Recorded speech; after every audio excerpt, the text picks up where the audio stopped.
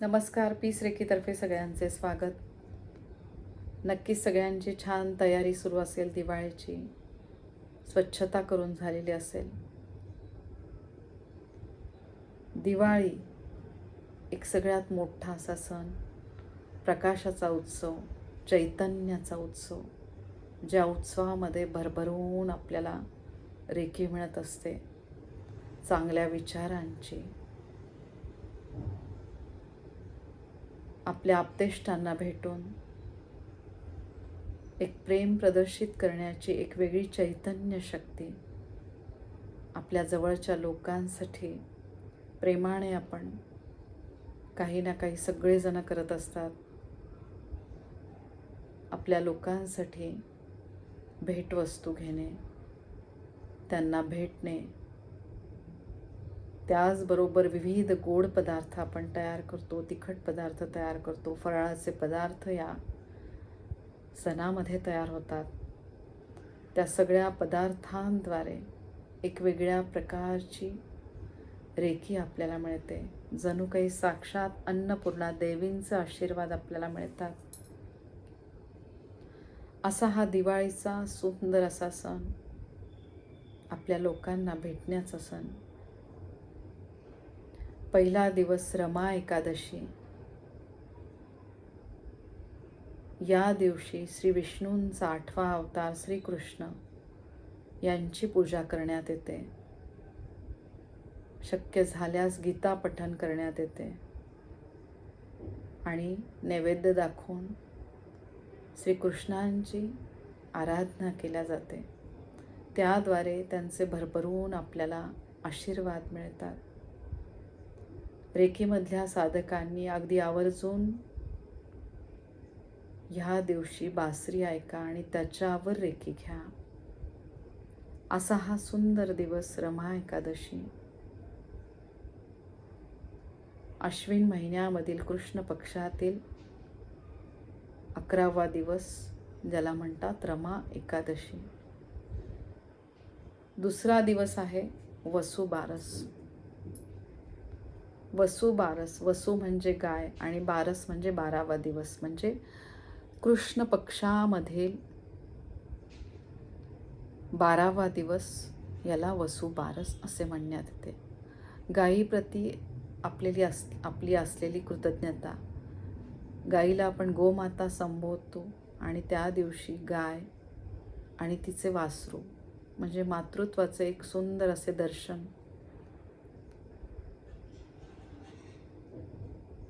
वात्सल्यरूपी त्या गायीचे जेव्हा आपण पूजन करतो, त्यावेळेस असे मानण्यात येते की श्री विष्णू आणि श्री महालक्ष्मी त्या दिवशी त्या गायी वासरामध्ये वास करत असतात आणि त्याद्वारे आपल्याला एक चैतन्य प्राप्ती होते त्यांच्या पूजनाने. असा हा सुंदर दिवस वसुबारसचा दिवस.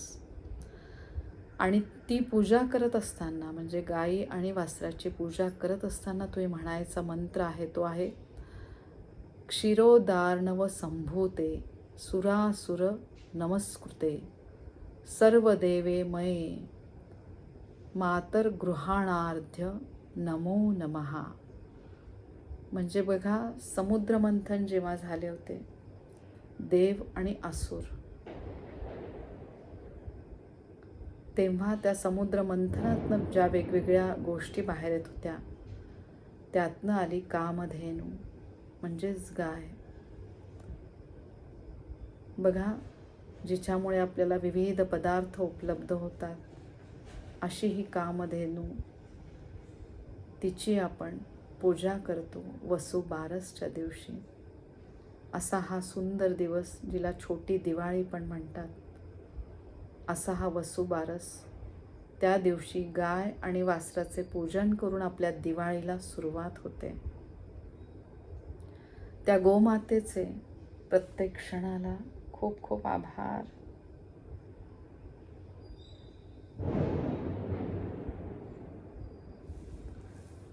तिसरा दिवस, ज्याला आपण म्हणतो धनत्रयोदशी, म्हणजे कृष्ण पक्षामधील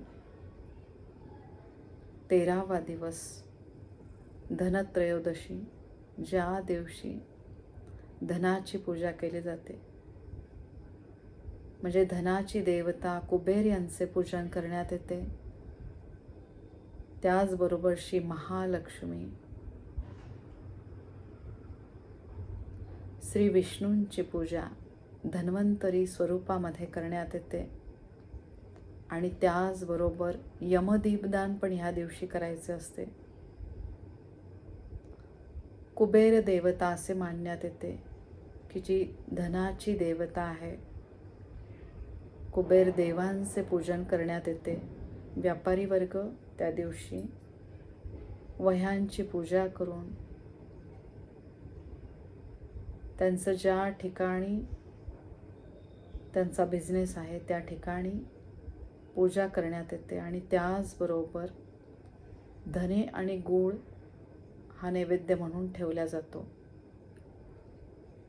तसेच श्री महालक्ष्मी म्हणजे विविध धन आपण ठेवून महालक्ष्मींची पूजा करण्यात येते. आणि त्याचबरोबर धन्वंतरी म्हणजे श्री विष्णूंचा आयुर्वेदामध्ये ज्यांना देवता म्हणतात अशी धन्वंतरी देवांची पूजा केली जाते. धन्वंतरी देवता असे मानण्यात येते की जेव्हा समुद्र मंथन सुरू होते त्यावेळेस श्री विष्णूंचा हा धन्वंतरी स्वरूपामधला अवतार प्रकट झाला, ज्यांच्या एका हातामध्ये अमृत कलश होता, ज्या अमृत कलशामध्ये एक असे अमृत ज्याद्वारे आपल्याला आरोग्य मिळायला लागते, भरभरून आरोग्य. आणि दुसऱ्या हातामध्ये त्यांनी काही औषधी वनस्पती घेतलेल्या आहेत, ज्या औषधी वनस्पतींमध्ये एवढे सामर्थ्य आहे की जे आपण घेतल्याने संपूर्ण आरोग्य आपल्याला प्राप्त होते. असे आयुर्वेदामध्ये अनन्यसाधारण महत्त्व असलेली श्री विष्णूंचा अवतार असलेली धन्वंतरी देवता यांचे पूजन ह्या दिवशी करण्यात येते. त्याचबरोबर मृत्यूची देवता यमराज यांची पूजा या दिवशी करण्यात येते. त्यांच्यासाठी म्हणजे यमराजांसाठी त्या दिवशी दिवा ठेवण्यात येतो संध्याकाळच्या वेळेला दक्षिण दिशेला तोंड करून. काही ठिकाणी हा दिवा कणकेमध्ये हळद घालून कणकेचा दिवा करून तो दक्षिण दिशेला तोंड करून ठेवण्यात येतो. आणि त्यासोबत तुम्ही एक मंत्र म्हणायचा असतो. असे मानण्यात येते की जेव्हा आपण यम देवतेची पूजा करतो ह्या दिव्याद्वारे, त्या दिवशी त्यांना तो स्मरण करण्याचा दिवस आहे. त्यांना तो जेव्हा दिवा आपण अर्पण करतो तेव्हा आपला अपमृत्यू टळतो किंवा घरातल्या कोणाचाही असा अकाल मृत्यू होऊ नये म्हणून त्या दिवशी घरातली बाई ही आवर्जून यमदीपदान करत असते. दक्षिणेकडे असे मानण्यात येते की यमदेवतेचे स्थान आहे, म्हणून त्या दिवशी तो दिवा दक्षिणेला तोंड करूनच ठेवण्यात येतो.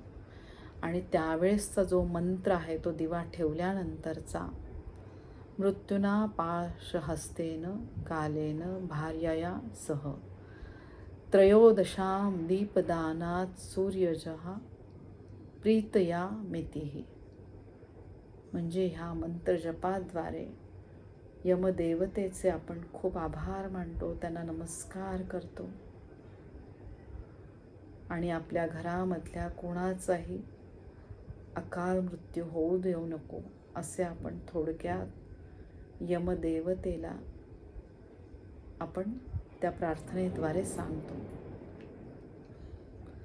त्यानंतरचा दिवस आहे तो आहे नरक चतुर्दशी. नरक चतुर्दशीच्या दिवशी असे मानण्यात येते की श्री विष्णूंनी नरकासूर राक्षसाचा वध केला होता आणि त्या दिवशी सूर्योदयापूर्वी अभ्यंग स्नान करण्याची पद्धत आहे. असे मानण्यात येते की जो कोणी सूर्योदयापूर्वी उठणे लावून अभ्यंग स्नान करतो, त्यामुळे श्री विष्णूंचे तुम्हाला भरभरून आशीर्वाद मिळतात. नरकासुर राक्षसाचे प्रतीक म्हणून एक असे काटेरी फळ त्या दिवशी मिळते. ते फळ घरातले पुरुष म्हणजे जेव्हा अभ्यंग स्नान करून बाहेर देवाला जाऊन येतात, ते जेव्हा घरात येतात तेव्हा ते फळ दारामध्ये ठेवून त्याच्यावर पाय देऊन घरातला मेन पुरुष आतमध्ये येतो. थोडक्यात सुराचे प्रतीक असलेले ते फळ म्हणजे थोडक्यात नरकासुर रूपी राक्षसांचा वध करून घरामध्ये पूर्ण चैतन्य मिळते असे मानण्यात येते. श्री विष्णूंचे भरभरून सगळ्यांना आशीर्वाद प्राप्त होतात. असा हा नरक चतुर्दशीचा दिवस. आणि त्यानंतरचा दिवस आहे तो आहे महालक्ष्मींच्या पूजनाचा दिवस. संध्याकाळी छान आपण तयारी करून श्री महालक्ष्मी ऐश्वर्याची देवता, संपन्नतेची देवता, त्यांचे पूजन आपण करतो. मनोभावे सगळेजण. दिवाळीचा अगदी महत्त्वाचा दिवस श्री महालक्ष्मी पूजन. बघा, श्री महालक्ष्मी, त्यांना महा म्हणण्यात आलेलं आहे. महालक्ष्मी ज्यांच्यामध्ये आहे भरभरून ऐश्वर्य प्रदान करण्याची शक्ती. त्यांच्या आगमनासाठी आपण एवढी तयारी करत असतो. सगळेजण छान त्यांच्यासाठी दिवे लावतात. त्या दिवशी असे मानण्यात येते की साक्षात श्री महालक्ष्मी पृथ्वी तलावर येतात. त्यांची भटकंती सुरू असते. ज्या ठिकाणी छान मनोभावे जिथे तेलाचे दीपक लावलेले असतात त्या ठिकाणी त्यांचा वास असतो. त्या येऊन जातात. श्री महालक्ष्मी ऐश्वर्याची देवता, आपल्या विचारांमध्ये ऐश्वर्यता. एक प्रकारची अतिशय सुंदर रेखी आपल्याला त्या दिवशी प्राप्त होते. साक्षात महालक्ष्मींचे भरभरून आशीर्वाद आपल्याला त्या दिवशी मिळतात. घरोघरी श्री महालक्ष्मी देवींची मनापासून पूजा करण्यात येते. बघा, ज्या श्री महालक्ष्मी ज्यांच्या कृपा आशीर्वादासाठी सगळेजण प्रयत्न करत असतात. प्रत्येकालाच असे वाटत असते की श्री महालक्ष्मींचे आशीर्वाद सगळ्यांना प्राप्त व्हावे, सगळ्यांची भरभराट व्हावी. वैश्विक शक्ती श्री महालक्ष्मींच्या रूपामध्ये त्या दिवशी आपल्याला भरभरून आशीर्वाद देत असतात. चांगलेच विचार आपल्या डोक्यामध्ये येत असतात. आपल्याद्वारे सतत दुसऱ्यांच्या कल्याणाचा विचार आपला जास्तीत जास्त दृढ व्हायला लागतो. सगळ्या रेकी साधकांनी अगदी आवर्जून त्या दिवशी भरपूर रेकी घ्यावी आणि त्याचबरोबर पूजनाच्या अगोदर पण रेकी घेऊन मग पूजा करावी. आधी आपल्या 7 चक्रांना रेकी घेऊन टाका.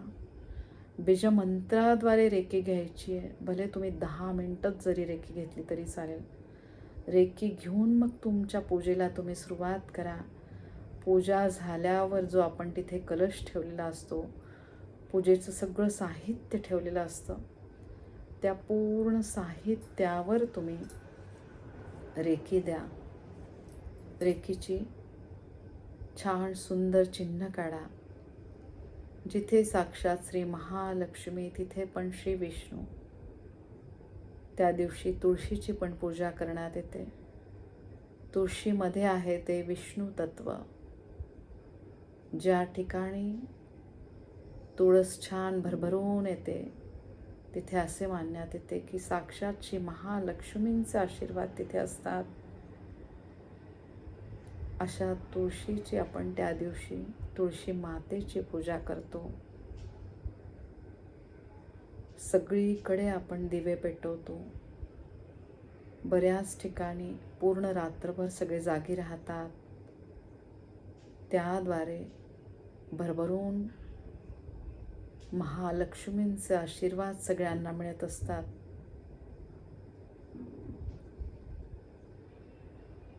असे श्री महालक्ष्मींचे प्रत्येक क्षणाला खूप आभार. श्री महालक्ष्मी अंबाबाईंचे आशीर्वाद सगळ्यांना मिळत आहे आणि सगळ्यांचे कल्याण होत आहे. त्यानंतरचा दिवस आहे तो आहे बलिप्रतिपदा. बघा, बलिप्रतिपदा कार्तिक महिन्यातला पहिला दिवस. त्या दिवशी असे मानण्यात येते की श्री विष्णूंनी वामन अवतारामध्ये बळीराजाला 3 पायांचे दान मागितले होते. बळीराजा जो अतिशय दानशूर राजा, तो आपल्या प्रजेला खूप सुखी ठेवत होता असा राजा. आणि जे भरभरून जो राजा दान करत असे, ज्याद्वारे सगळ्या देवी देवतांना प्रश्न पडला की जर बळीराजाचे दानाद्वारे देवत्व वाढले तर पुढे कसे होणार. त्यामुळे त्यांनी श्री विष्णूंना प्रार्थना केली. त्यामुळे वामन अवतार श्री विष्णूंनी घेऊन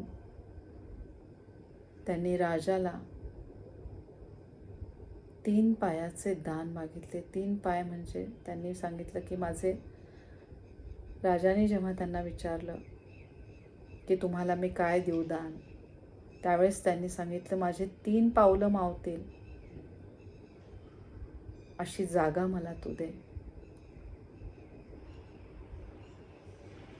3 पाऊल ठेवल्या. पहिलं पाऊल त्यांनी पूर्ण पृथ्वीवर ठेवले, दुसरे पाऊल पाताळामध्ये, आणि तिसरे पाऊल ठेवायला त्यांना जागा नव्हती. तेव्हा राजाने त्यांचे स्वतःचे डोके त्यांच्या समोर केले आणि त्याद्वारे तिसरे पाऊल वामन देवांनी त्यांच्या मस्तकावर ठेवले. असा हा दानशूर राजा बळीराजा यांच्या आठवणीचा दिवस बलिप्रतिपदा.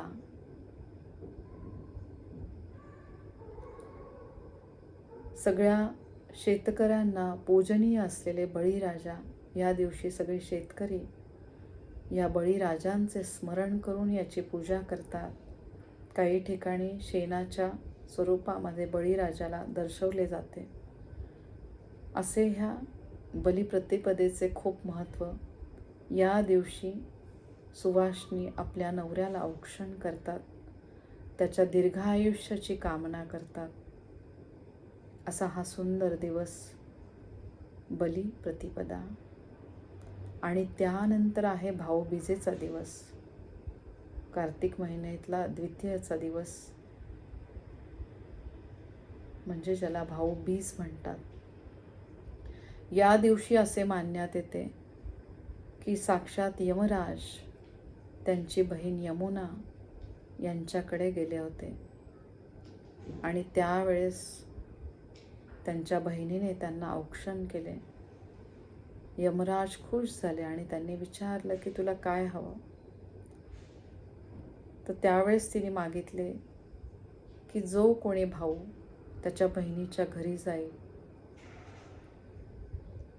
जी बहीण आपल्या भावाला औक्षण करेल, त्या ठिकाणी त्या यमराजाने तिथे जायचे नाही. म्हणजे भावाचा अपमृत्यू टळण्यासाठी ती बहीण प्रार्थना करते आणि ती बहीण आपल्या भावाला औक्षण करते. असा हा सुंदर दिवस भाऊबीज. प्रत्येक भाऊ आणि बहीण इतके सुंदर नाते.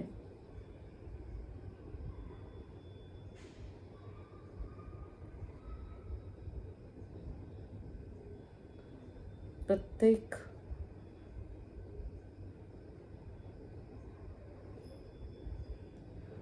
बहिणीला तिच्या भावाचे प्रेम मिळावे,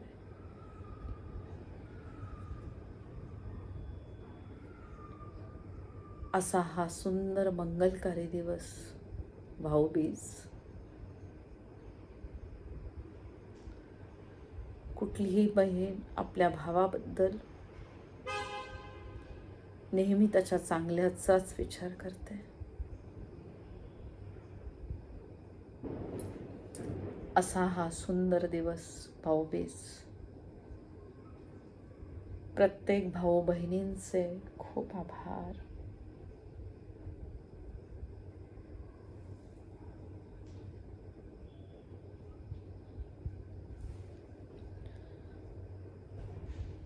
असा हा सुंदर दिवाळीचा सण सगळ्यांना या सुंदर सणाच्या,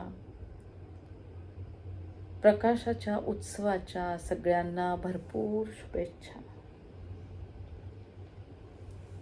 दत्तगुरु माऊलींची कृपा सगळ्यांवर राहू दे. श्री विष्णू आणि श्री महालक्ष्मींचे आशीर्वाद या सणाद्वारे सगळ्यांना सदैव मिळत राहू दे, असे या वैश्विक शक्तीला मनापासून प्रार्थना. या वैश्विक शक्तीचे आशीर्वाद प्रत्येक घरामध्ये पोचत आहेत. सगळ्यांचे कल्याण होत आहे. श्री स्वामी समर्थ. जय जय स्वामी समर्थ.